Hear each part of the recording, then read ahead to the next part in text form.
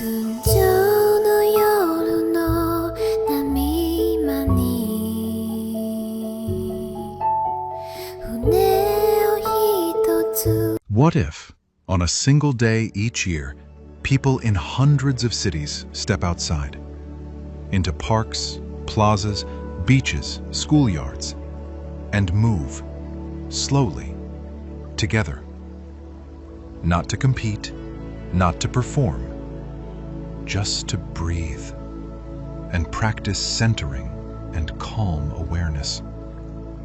That's World Tai Chi and Qigong Day, a worldwide celebration of two gentle arts that help people feel more balanced, more present, and more connected.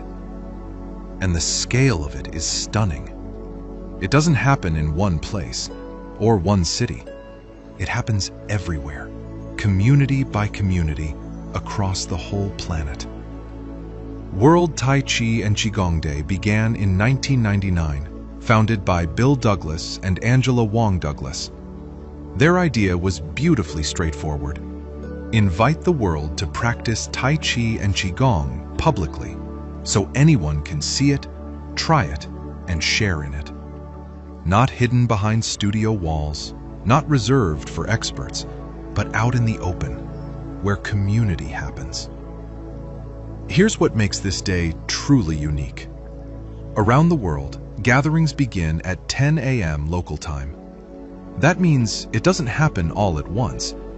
It happens like a sunrise. When it's 10 a.m. in one time zone, people begin moving and breathing together. Then the earth turns, and 10 a.m. arrives in the next time zone, and the next, and the next. Across the day, a global wave of practice rolls around the planet, east to west, community to community, creating a living chain of breath and movement. This is the spirit behind the motto, one world, one breath. On the personal level, Tai Chi and Qigong help people cultivate steadiness, better balance, calmer breathing, less tension, more ease. But this day points to something bigger. Inner harmony doesn't stay inside you. When your nervous system settles, you speak differently, you listen differently, you move through the world with less reactivity and more care. Multiply that by thousands of groups practicing calm in public across the globe. It becomes a kind of peace demonstration, not made of slogans, but made of breath. World Tai Chi and Qigong Day is a reminder that health can be shared, that presence can be practiced, and that peace isn't only an idea, it's a skill. Once a year, people everywhere step outside, slow down, and join the wave.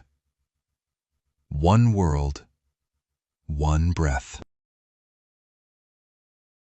On behalf of the world, thank you, because you both have highlighted the benefits of doing these practices and have helped educate everyone about these practices. So if it weren't for you two 25 years ago, we would not even have this day. So this is the official people who started it. And you've also started the Global Transformation Project, which Dr. C.J. Rhodes is also a part of and has joined us as well, which we are hoping our mission is to bring all mind-body practices into the school system. Because the earlier people do this, the more benefits you have. I'm sure many seniors out there are saying, boy, I wish I had known about these mindfulness practices before. So our mission is to get it into the educational system. Bill and Angela have a petition to the UN to bring this into the school system. All of our programs are free. It would be, just so everybody knows, it would be non-mandatory, wouldn't be compulsory. I think we've all had enough of that. So any country could opt out, any school could opt out, any child could opt out. Because when we teach in public education, that's how we do it. We always tell the teachers, yes, we'll come and do this, but there has to be like a study hall, because mind body only works if you want to be there. But I think I've only had one student that ever walked out in all the years. But most importantly, please sign the petition. I'll put the link in the chat. And share the petition. That's the most important thing. Right. These videos that we produce with scientists and the petition, if everybody can share these, because that's what we do. When we find science and books on mind, body, and Tai Chi and Qigong and meditation, these things that are pivotal, that are really important, then we try to share those things with as many people as possible. So we hope everybody will do exactly what we do, which is CJ just put the link. Dr. CJ Rhodes, who is an important part of our group, has put it into chat, the link to the petition. So if monetary means are tight, all we ask is take 2 seconds to sign the petition. That's all we ask.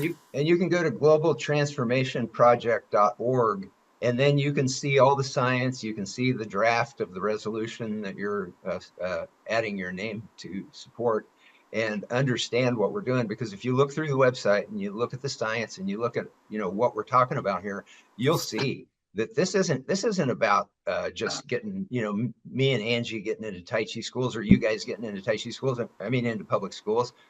That's the project, is to get mind body teachers all over the planet into public schools, not us. We're not trying to run this thing or make money off of it or anything like that, but we want to get the science out to educators so that these things can so that the schools all over the planet will realize that they should start bringing this stuff in.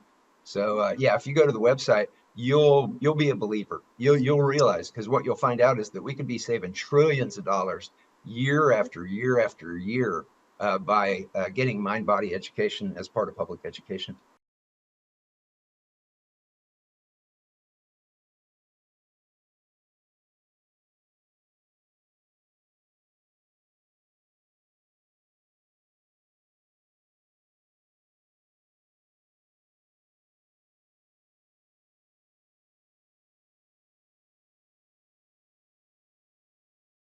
We have a plan that we can all come together, yoga, meditation, mindfulness, Tai Chi, Qigong, as one mind-body family, because the research shows that the benefits of these things are overlapping, and also the practices, we see that they're overlapping.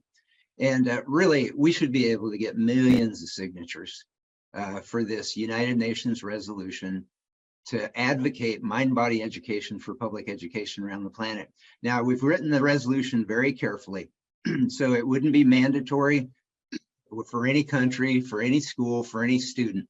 Anytime we've taught in public education, we've always asked the school to have like a study hall or some alternative place where kids could go if they didn't want to participate in the mind-body practice, because anybody who teaches mind-body knows that the first step to a successful mind-body practice is you have to do it because you want to do it. Now, having said that, anytime that we've done it in public schools, it's rare. It's very rare that we get a student that goes to the study hall or something else, and usually they regret that they did it when they come back, because all the other students are like awestruck, by what they've experienced and what they felt. And so, any student, any school, any country, they could opt out of it. We want to keep it, just as loose and open as possible, so that none of these countries will have a problem co-sponsoring it. But we'll use the United Nations as a vehicle to educate educators all over the planet that they can be having students with higher IQs. There's research that shows mind-body practices increase our IQ. They increase our GRA reading score, our verbal fluency, our math proficiency. I mean, really, tell me, what kind of educator would look at that and say, oh yeah, we don't want that in our schools? So this isn't a hard sell. The science is all there. And we have the precedent of the United Nations passing the International Day of Yoga for the very same purposes that we want to pass this, by a record number of co-sponsoring nations. So we're bypassing the UN bureaucracy. We're going to take these 100,000, I'm hoping millions of signatures from mind-body people all over the planet to every United Nations mission on the planet, and asking them to co-sponsor this like they did the International Day of Yoga. This is not pie in the sky stuff, folks. We're talking about global transformation. It's within the palm of our hands. And it's not like it takes a huge amount of effort. You just go to globaltransformationproject.org, you sign the petition, and then you just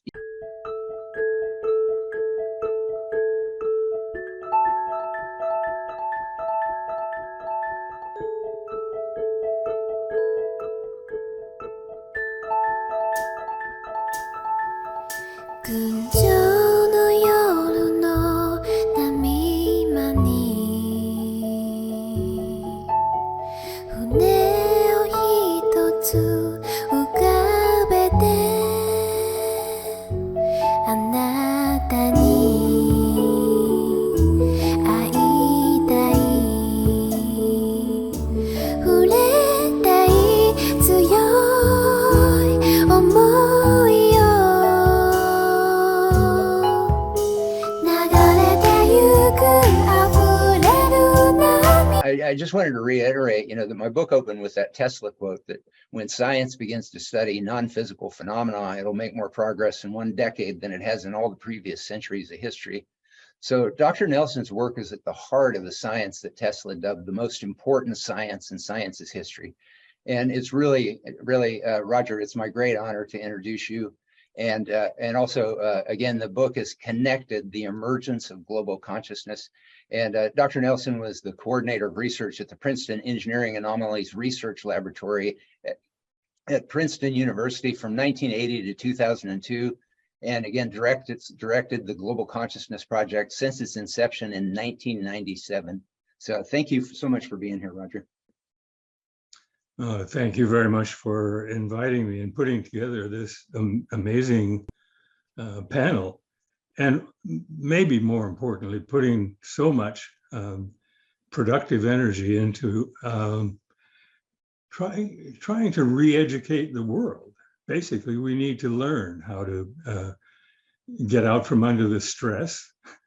We need to learn how to work from the heart, to connect with each other, and so forth.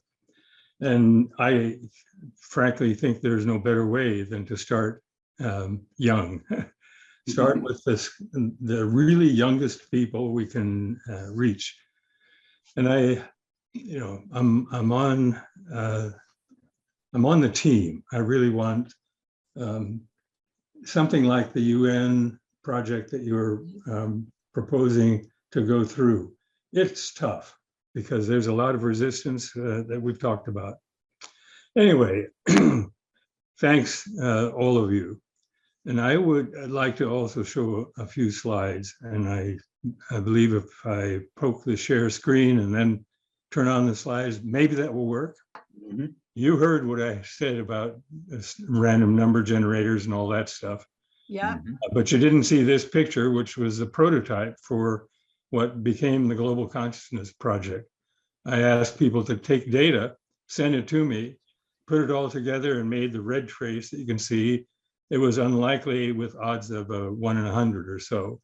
And that encouraged us to go ahead and to create a network, which ultimately had about 150 or more people hosting one of the devices, these random number generators, in various places around the world, signified by the little red spots.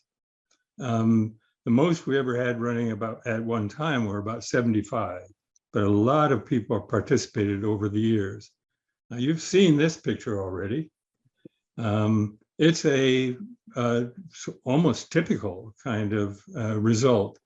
This is what we call a cumulative deviation plot. It just shows the history of the departures from expectation. We predict that it'll go up. And starting at about 9 or so in London, it really began going up gangbusters, big time.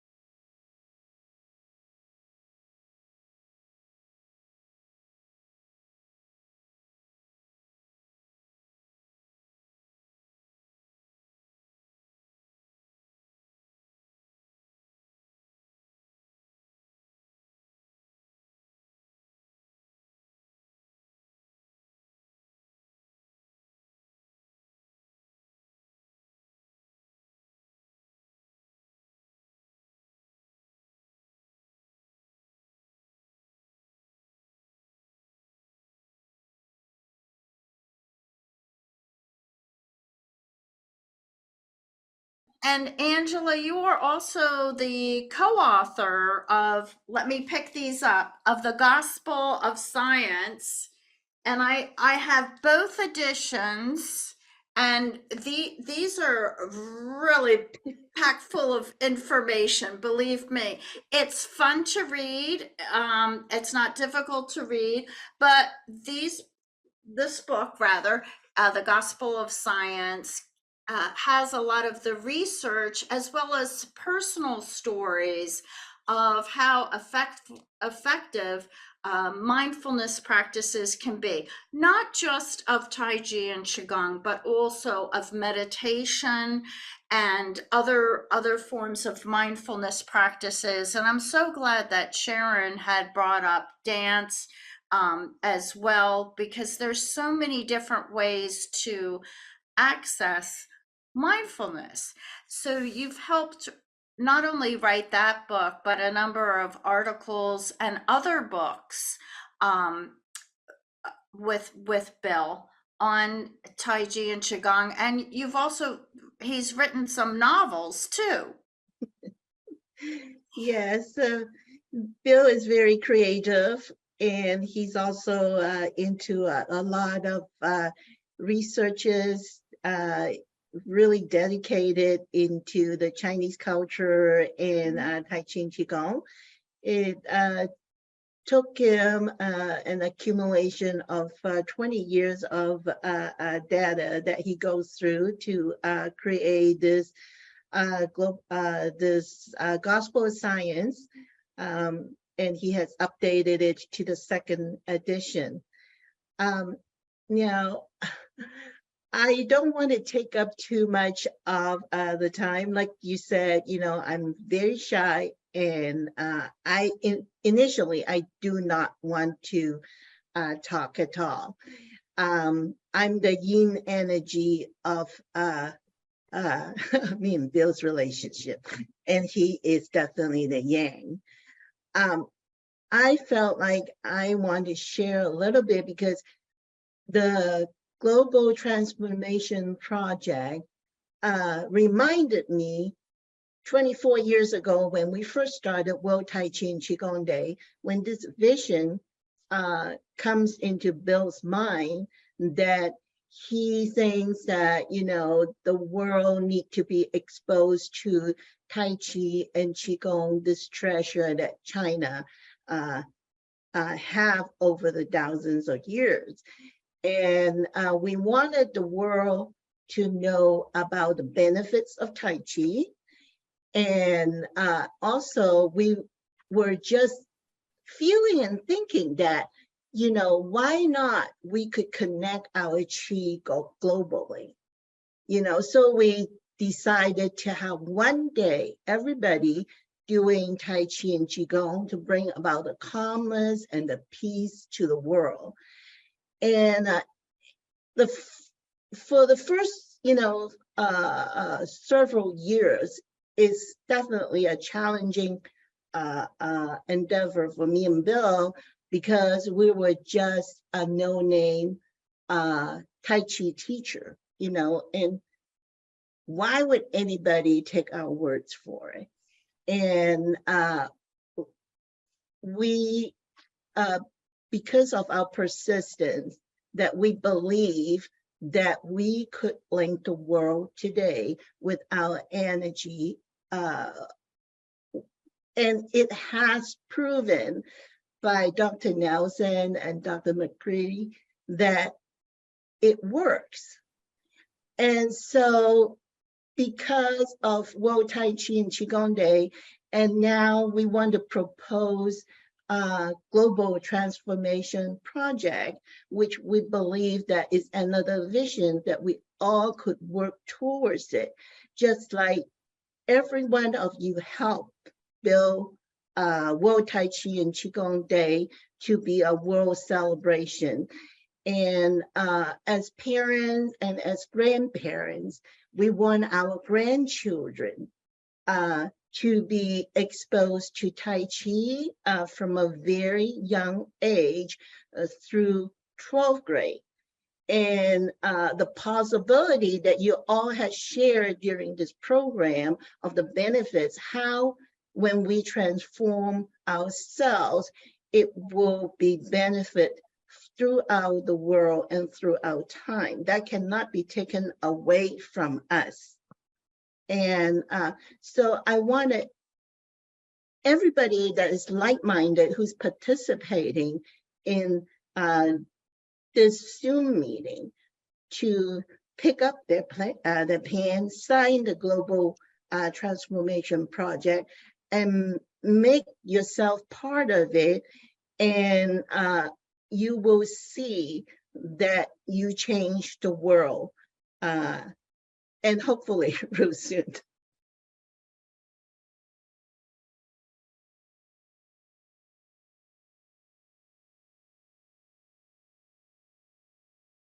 I just wanted to mention again, this documentary, this could have a huge impact on the planet. Every mind-body person on the planet needs to be supporting this getting out to as many people as possible, and telling their students, telling their associations that they belong to, that we really need to come behind this as a global mind-body movement.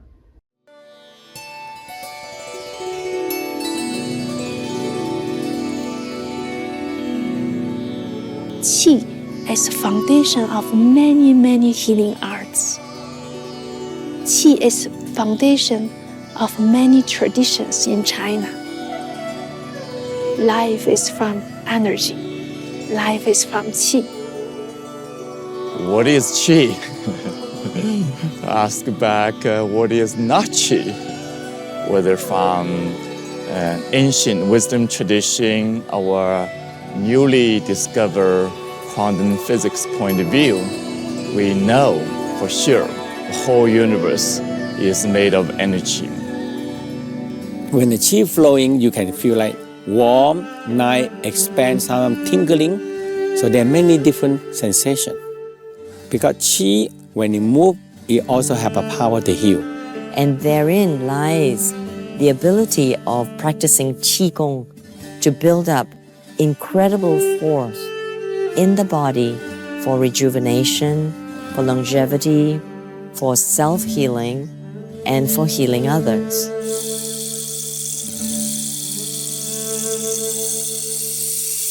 It's a discipline, a healing art, a way of training the body and mind, a meditation in motion, a medication in motion, a way of conditioning the body for sports, for martial arts, improving strength, stamina, coordination, balance.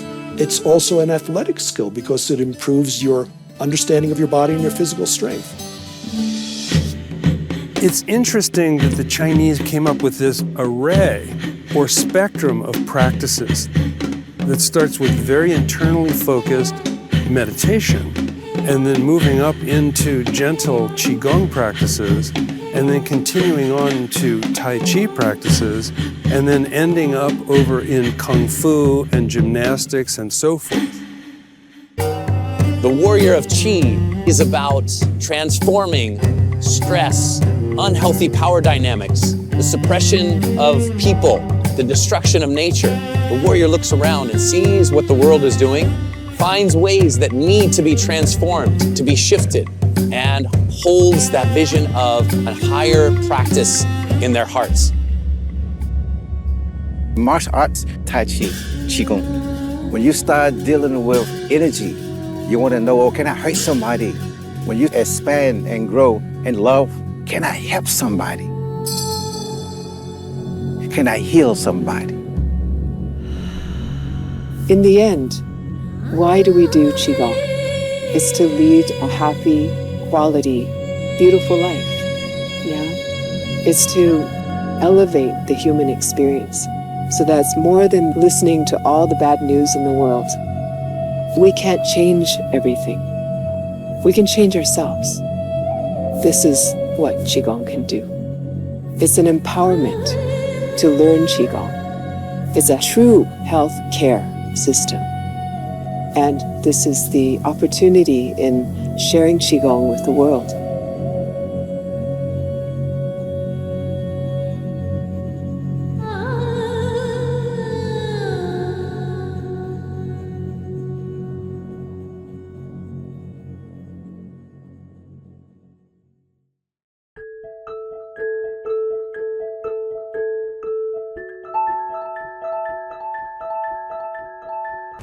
Dear World Tai Chi and Qigong Day supporters and participants, this wave of goodwill provides a vision of hope and healing to a world hungry for such visions.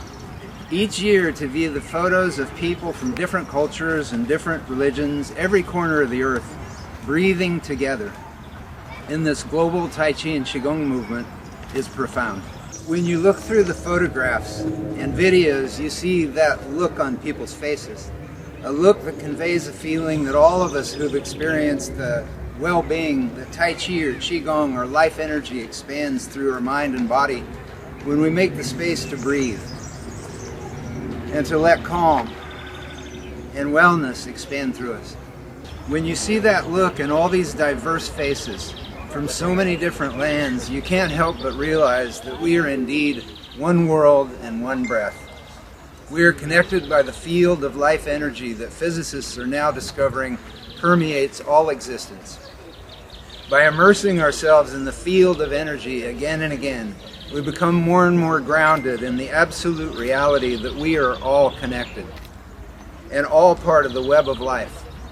And by cultivating and growing the realization personally and globally, we may help in a subtle, quiet way to usher in a more elegant future that nurtures us all in ways we cannot yet even imagine.